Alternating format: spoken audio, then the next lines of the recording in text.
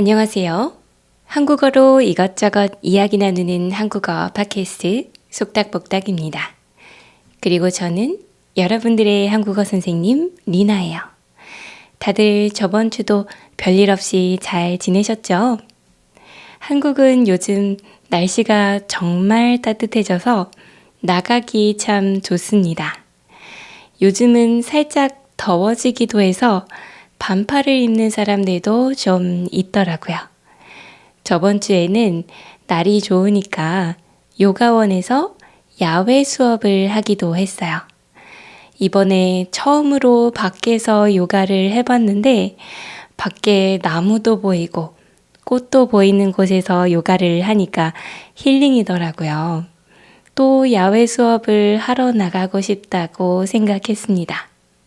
요즘 날씨가 정말 딱 좋아서 조금만 더 따뜻해지면 좀 더워질 것 같다는 생각이 들어요. 근데 여름이 오는 걸 막을 수는 없으니까 아직 봄일 때 최대한 많이 이 봄을 즐겨봐야겠습니다. 저번 시간에는 봄꽃에 대해서 우리 이야기를 했었죠. 근데 제 남편이 제 팟캐스트를 보고서 왜 매화 얘기는 안 했어? 이렇게 물어보더라고요. 생각해보니까 왜 매화 얘기를 안 했지? 싶더라고요. 왜냐하면 매화는 옛날부터 한국에서 참 좋아했던 꽃이거든요. 그래서 보면 한국 그림이나 도자기 그리고 한복에도 이 매화 그림이 들어가 있는 경우가 많이 있어요. 근데 꽃놀이라고 하면 솔직히 매화를 보러 많이 가는 것 같지는 않아요. 검색해 보니까 매화 축제가 있기는 있더라고요. 근데 왜 매화 구경은 많이 안 가지? 다시 생각해 보니까 매화는 다른 꽃들보다 조금 빨리 피거든요. 아직 추울 때 피어납니다. 그래서 꽃놀이 가기 조금은 어려울 수도 있다고 생각했어요. 꽃놀이는 아무래도 따뜻해졌을 때 예쁜 샤랄라한 원피스 입고 가고 싶잖아요. 근데 매화는 너무 빨리 피니까 약간 겨울 같은 느낌이 좀 있어요. 그래서 매화보다는 벚꽃이나 진달래나 저번에 말했던 그런 다른 꽃들을 더 보러 가는 것 같습니다. 어쨌든 간에 그래도 이 매화꽃을 옛날부터 한국에서 참 좋아한 거는 사실이에요. 이 매화꽃을 왜 이렇게 좋아했냐면요. 그냥 단순히 매화꽃이 예뻐서가 아니라 이 매화가 사군자 중에 하나였기 때문이에요. 사군자라는 말 여러분들은 들어보셨나요? 아마 동양권, 특히나 중국에서 자란 분들은 이 사군자 아마 들어보셨을 것 같아요. 사군자는 옛날부터 중국에서 귀하다고 생각했던 4개의 식물입니다. 매화, 난초, 국화, 그리고 대나무입니다. 옛날부터 이 중국에서는 이 4가지의 사군자 식물들을 참 귀하고 소중하다고 생각을 했거든요. 중국의 여러 가지 문화들이 한국에 들어오기도 했는데 이 사군자에 대한 생각도 중국의 다양한 문화들과 함께 한국에 예전에 들어온 적이 있어요. 그리고 한국에서는 이 사군자를 정말 특별하고 소중하다고 생각을 했습니다. 그래서 글을 쓰거나 그림을 그릴 때 이 사군자를 참 많이 사용했어요. 이 식물이라는 건 그냥 예쁘기만 한 게 아니라 식물을 봤을 때 어떤 사람을 닮았다고 생각하거나 이 식물이 무슨 생각을 하는 것 같다. 막 이런 상상을 하기도 하잖아요. 예를 들어 보면 해바라기를 보면 해바라기는 해를 보면서 자라나는 식물이니까 해만 바라보니까 꼭 한 사람만을 바라보는 그런 사랑을 하는 사람 같지 않나요? 그런 것처럼 이 사군자의 식물들도 다 뜻이 있어요. 이 식물은 이런 생각을 하고 있는 것 같다. 이 식물은 이런 사람을 닮았다. 이런 식으로 상상을 했던 거죠. 그래서 이 사군자는 단지 예뻐서가 아니라 이런 좋은 뜻을 가지고 있기 때문에 여기저기에 장식하기도 하고 이 식물들을 그리거나 보면서 이 식물 같은 삶을 살고 싶다. 이런 생각을 많이 했습니다. 자, 그러면 오늘 이번 시간에는 저번에 제가 얘기하지 못했던 매화꽃 이야기를 하면서 이 매화꽃이 들어가 있는 사군자가 뭔지 자세히 한번 이야기를 해볼게요. 자, 그러면 이 네 가지의 식물들에 각각 어떤 뜻이 담겨 있는지 바로 한번 이야기 시작해 볼까요?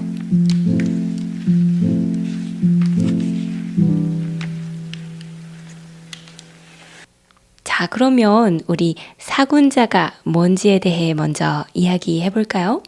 사군자라는 건 말 그대로 네 명의 군자라는 뜻이에요. 이 군자라는 건 그럼 뭘까요? 군자는 정말 멋있어서 닮고 싶은 사람을 군자라고 했어요. 그러니까 지금으로 치자면 롤모델 같은 거겠죠? 그냥 단순히 잘 살고 똑똑하고 멋있는 사람들을 군자라고 부르지는 않았어요. 정말 마음씨가 바르고 행동 하나하나를 훌륭하게 하는, 그래서 닮고 싶은 그런 사람들을 군자라고 했습니다. 자, 그런데 군자는 그럼 사람인데 아까 사군자가 식물이라고 했잖아요. 그건 무슨 뜻일까요?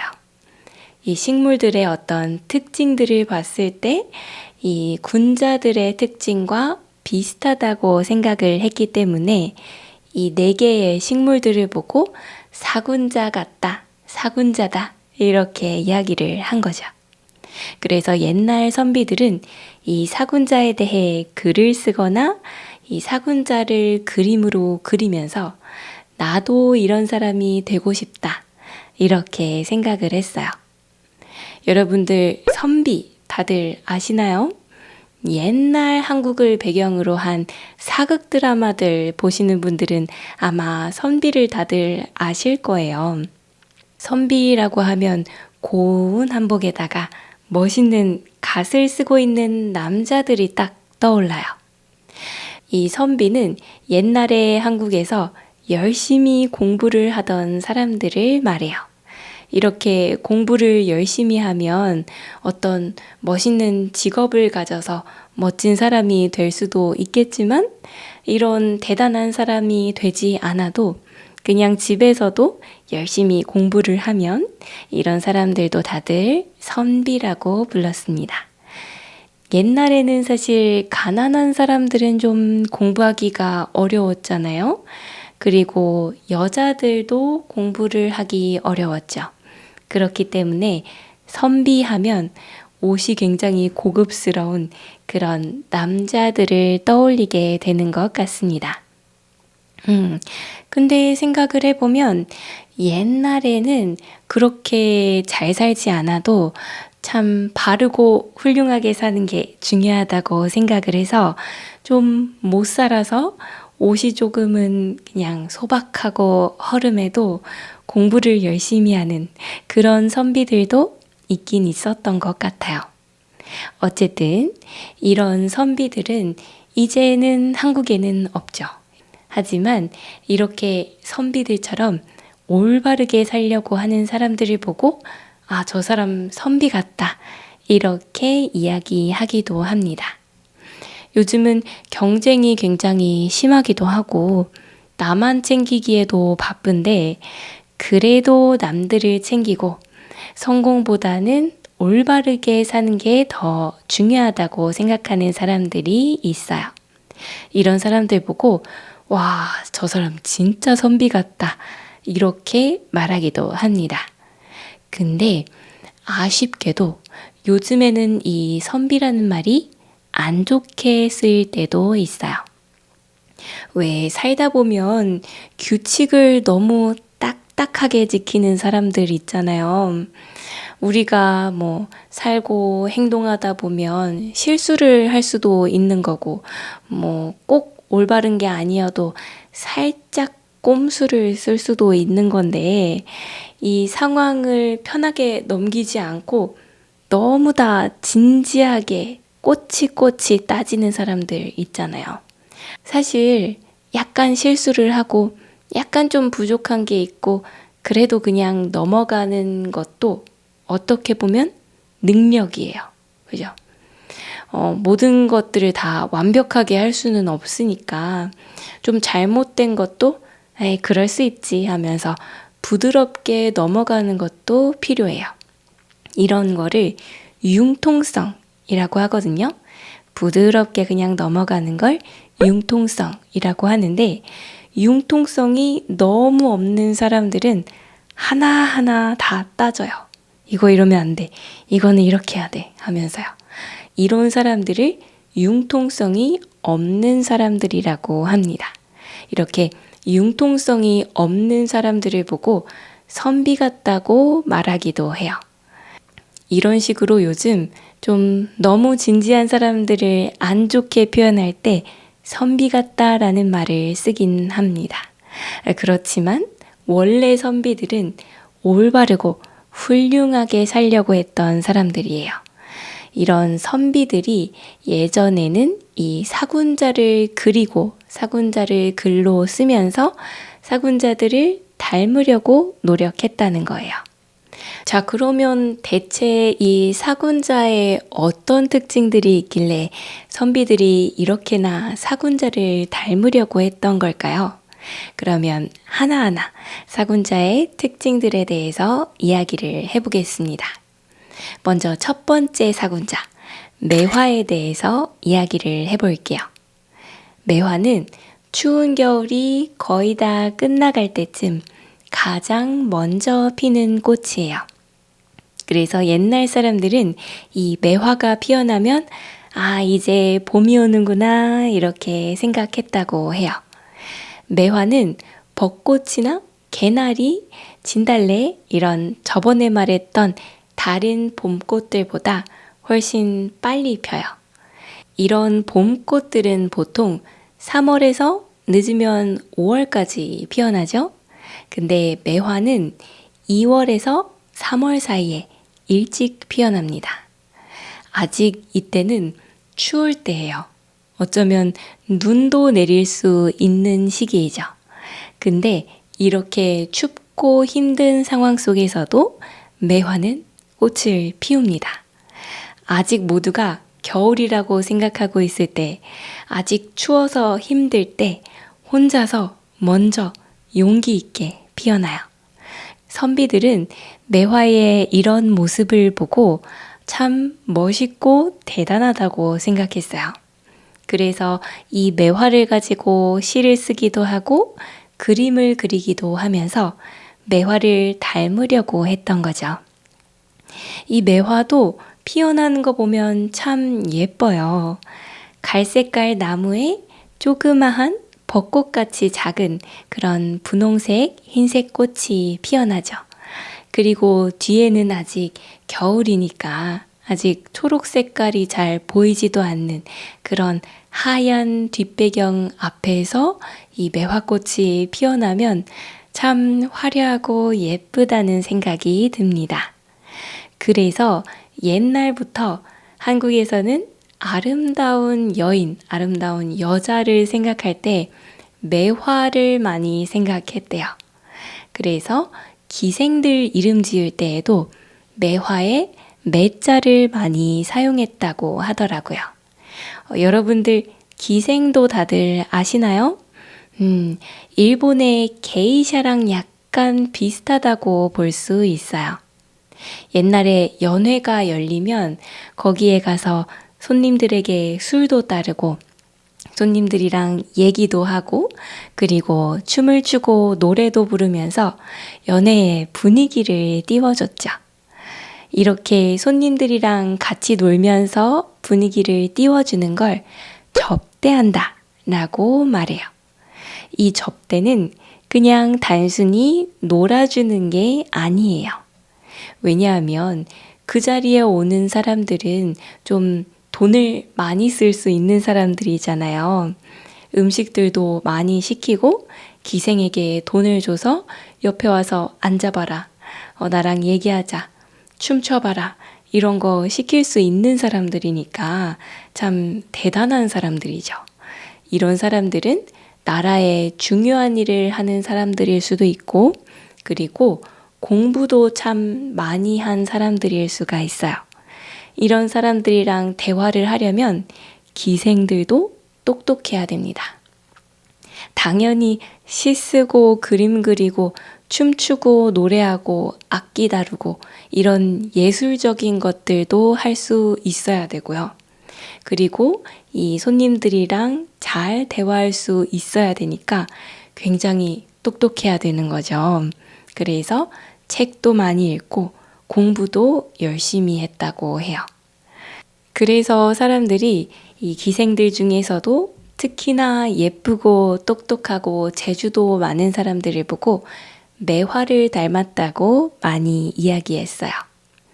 예쁘기만 한 게 아니라 우아하고 매력이 넘친다는 거죠. 그러니까 많은 기생들이 이 매화 같은 사람이 되고 싶다고 생각했겠죠?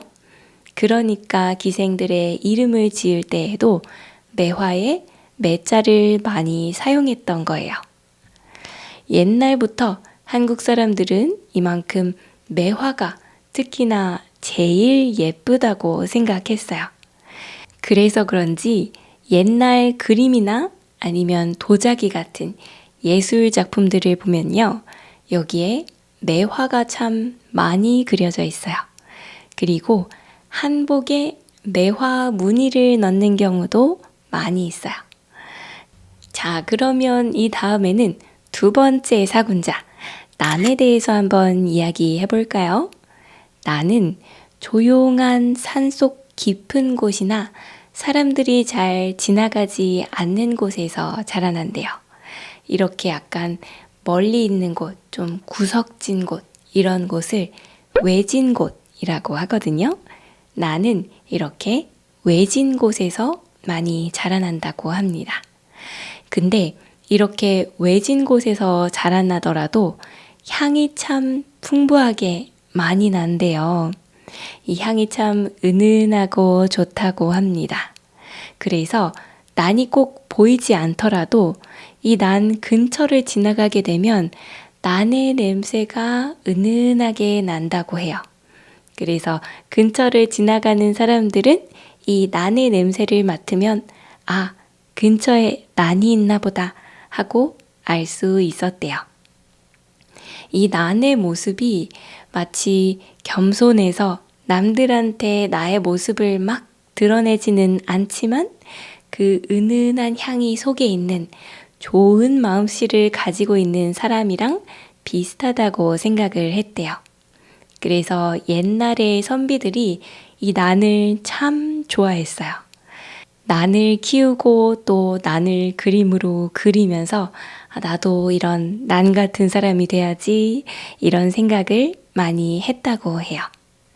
이렇게 난을 그리는 걸 옛날부터 참 많이 했는데 이걸 난을 친다 라고 말하기도 해요. 제가 어렸을 때에도 할아버지랑 같이 먹을 갈아서 난을 치고 놀았던 기억이 있어요. 난을 치는 건 정말 집중력이 많이 필요해요. 난은 이렇게 얇고 기다란 잎을 가지고 있죠. 이 잎을 붓으로 그려내는 게 난을 치는 거예요. 이렇게 붓으로 얇고 섬세한 잎을 그리려면요.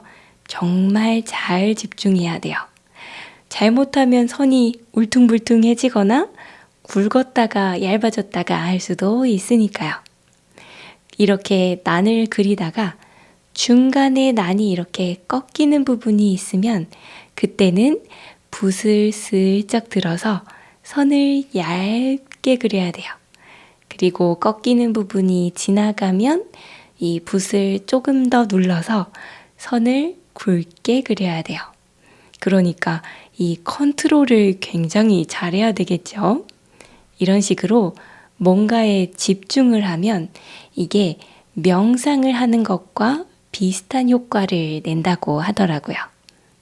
그러니까 집중해서 난을 그리면 정말 마음을 차분하게 만들 수 있겠죠? 그러니까 옛날부터 사람들은 집중해서 난을 그리면서 이 마음 트레이닝을 좀 했던 것 같아요. 이런 식으로 옛날부터 선비들이 난을 참 많이 그렸기 때문에 옛날 한국의 전통 그림들을 찾아보면 난 그림들이 정말 많아요. 이렇게 난은 고급스럽고 우아한 이미지가 있기 때문에 나중에 현대에 와서도 나는 고급진 선물이라는 이미지가 있어요. 그래서 좀 잘 사는 부잣집에 가보면 꼭 난이 있다는 생각이 듭니다. 난이 있는 집이라는 그 이미지가 떠올라요. 그리고 사장님의 사무실이나 아니면 학교의 제일 높은 교장 선생님의 사무실에 가보면 난이 꼭 있을 것 같은 그런 생각이 들어요. 그런 분들이 난의 잎을 닦으면서 난을 관리하는 그런 이미지가 상상이 됩니다. 약간 부자들이 취미로 난을 많이 기르는 것 같다는 생각이 들어요. 이만큼 한국에서는 난이 참 귀하게 여겨졌던 것 같습니다. 자, 그리고 그 다음에 우리 세 번째 사군자에 대해서 이야기해 볼까요? 세 번째 사군자는 바로 국화입니다. 국화는 가을에 피는 꽃이죠. 다른 꽃들은 대부분 따뜻한 여름이나 봄에 피는데 국화는 혼자서 쓸쓸한 가을바람 속에 조용하게 피어납니다. 그래서 옛날 사람들은 이 국화를 보면서 세상이 아무리 시끄럽고 힘들어도 조용히 나만의 속도에 따라서 피어나는 국화꽃을 닮고 싶어 했어요. 옛날에는 잘 살고 돈 많이 버는 것보다 욕심 없이 나의 마음의 평화를 잘 지키는 사람들을 더 멋있다고 생각했어요. 지금도 그렇게 사는 사람들은 참 멋있다는 생각이 들어요. 근데 욕심을 버리는 게 사실 쉽지는 않죠. 그리고 다른 사람들이 다 하는 걸 나는 그냥 안 하는 것도 참 쉽지 않은 선택인 것 같아요. 그래서 대부분 그냥 남들과 비슷하게 살고 그리고 좋은 게 있으면 가지려고 노력하고 이렇게 좀 욕심을 부리면서 살게 되죠. 이렇게 그냥 다른 사람들과 비슷하게 사는 사람들이 봄과 여름의 꽃들과 비슷하다고 이야기를 한다면 가을에 피는 국화꽃은 나만의 속도에 따라서 나의 마음의 평화를 지키면서 조용하게 피어나는 꽃 같다고 생각을 했어요. 그래서 옛날 사람들은 이 국화를 그리면서 나도 이렇게 국화처럼 살고 싶다 이런 생각들을 했던 것 같아요. 자, 그리고 이제 마지막 사군자가 남았죠. 마지막 사군자는 바로 대나무입니다. 대나무라고 하면 굉장히 동양적인 이미지가 많이 떠오르죠. 이 대나무는 동양에서 특히 참 좋아했던 식물인 것 같아요. 왜냐하면 대나무는 이렇게 올곧게 참 반듯하게 자라나잖아요. 그리고 바람이 아무리 불어도 쉽게 꺾이지 않는데요. 살짝은 휘어질 수 있지만 쉽게 꺾여서 부러져 버리지는 않는다고 합니다. 그리고 이 대나무는 계절이 아무리 바뀌어도 항상 초록색이잖아요. 이렇게 초록색인 거를 푸르다라고 말하기도 합니다. 한자를 사용하는 문화권의 사람들은 아마 알고 있을 것 같은데 이 초록색이 옛날에는 그냥 파랑색이라고 묶어서 표현이 되기도 했대요. 그래서 지금도 초록색을 보고 푸르다 이런 식으로 표현하기도 합니다. 이 대나무는 계절이 아무리 바뀌어도 초록색이죠. 그러니까 계절이 아무리 바뀌어도 푸른색이다 라고 말할 수 있습니다. 이 4개의 계절, 모든 계절을 한꺼번에 얘기할 때 사시사철이라고 하거든요. 그러니까 대나무는 사시사철 푸르다 이렇게 말할 수 있어요. 그러니까 대나무는 아무리 바람이 불어도 쉽게 꺾이지 않고 아무리 계절이 바뀌어도 색깔을 쉽게 변화시키지 않는 거예요. 그러니까 무슨 상황이 일어나도 항상 그대로 똑같은 사람이라는 거죠. 그러니까 이런 모습이 아무리 힘든 일이 일어나도 내 마음을 쉽게 바꾸지 않고 그대로 밀고 나가는 사람 같다는 생각이 들었던 거죠. 그러니까 대나무 같은 사람들은 이것이 맞다, 이것이 올바르다 라고 생각하면 그걸 그대로 밀고 가는 거예요. 아무리 유혹이 들어오고 아무리 힘든 상황이 생겨도 올바른 일을 하는 사람들인 거죠. 윗사람이 아무리 무슨 말을 해도 쉽게 거짓말을 하거나 아부를 떨지 않아요. 아부라는 말 다들 아시나요? 윗사람이 보통 무슨 의견을 말하면 그게 별로더라도 너무 좋아요, 대단해요 이런 식으로 좋은 말만 해주게 되는 경우가 있잖아요. 이런 걸 보고 아부를 떤다 라고 이야기를 해요.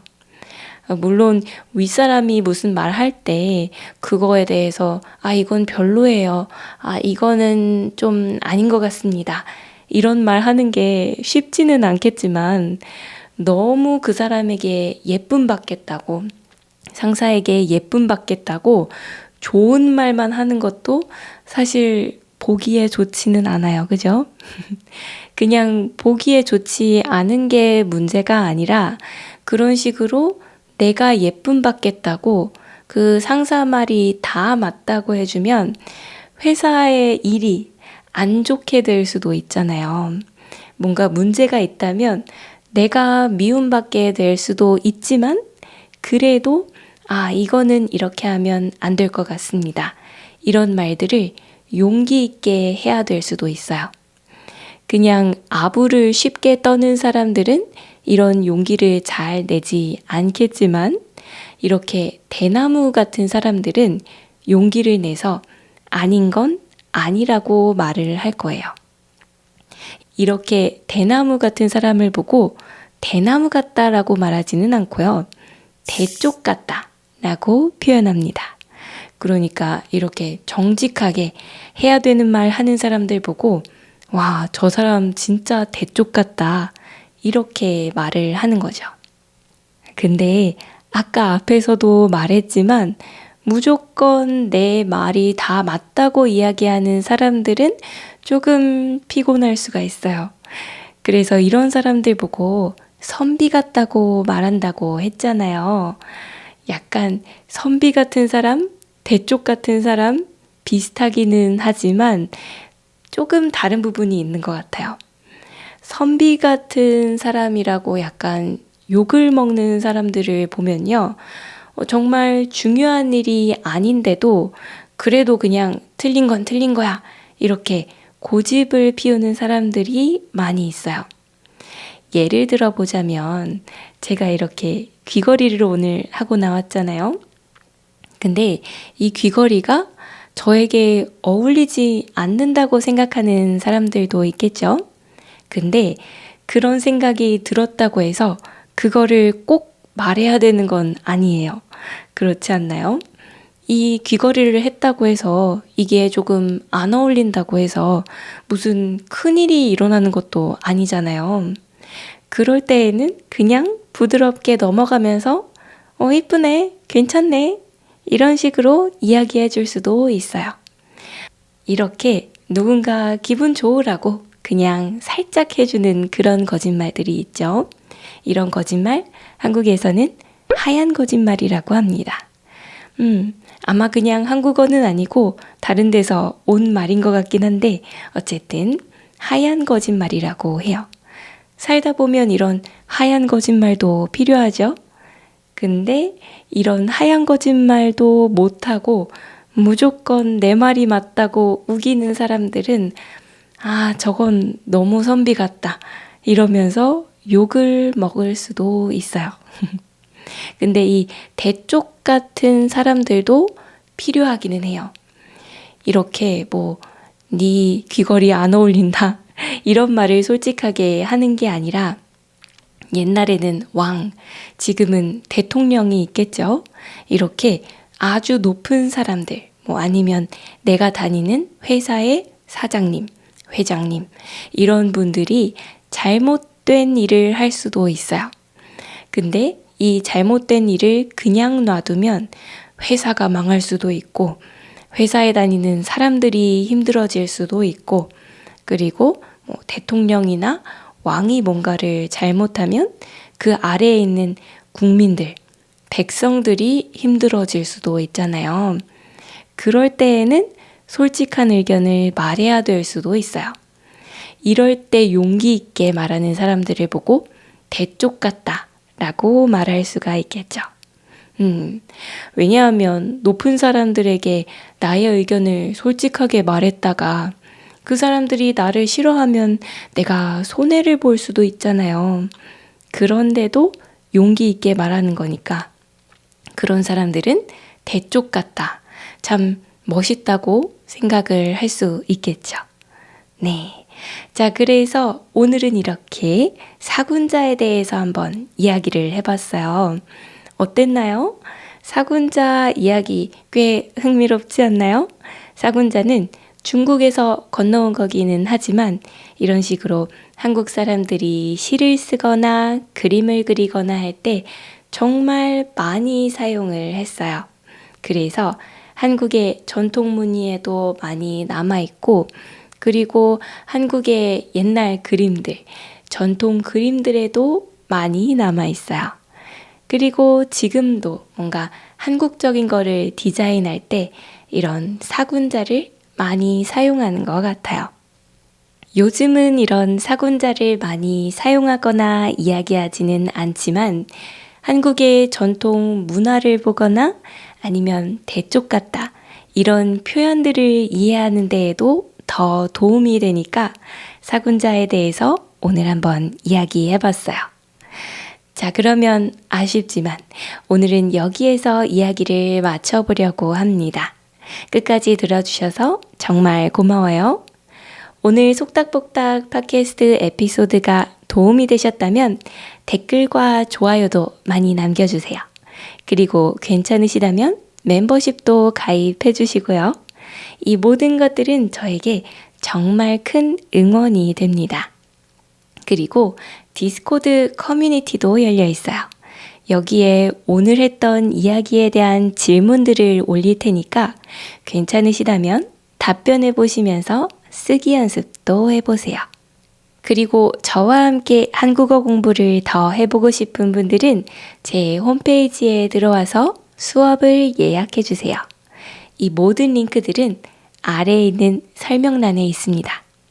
관심 있는 분들은 편하게 확인해 주세요. 자, 그러면 저는 또 새로운 에피소드 준비해서 다음 시간에 돌아오도록 하겠습니다. 다들 다시 만날 때까지 건강하게 지내요. 그럼 다음 주에 봐요. 안녕.